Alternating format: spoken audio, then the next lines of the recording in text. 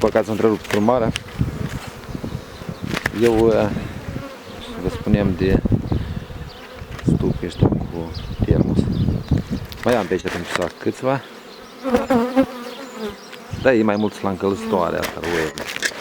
Că acolo sunt. Acolo sunt. Adică în prima oară sunt foarte buni. Foarte buni, sunt buni. Au mânierele de-am, cred că mai sunt urmări de mele. La 5 cm, adică eu apuc, îl duc, aici este lemn.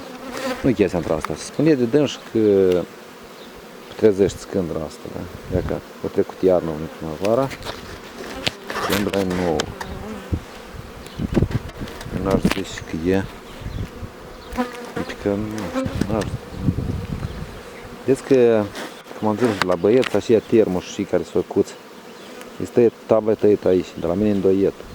Poate la dânși merește apă sub tablă. De sub tot îndoiet aici. Aici îndoiet.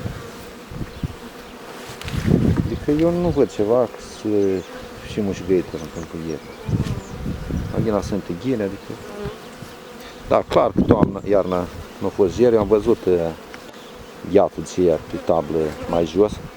Dar fiți că așa situația era și la stuchii de lemn, adică la mine piernat vine diafragma, aici e clopot, corpul de jos e gol și în locul istian se fă și promoroacă ce acum zicem noi.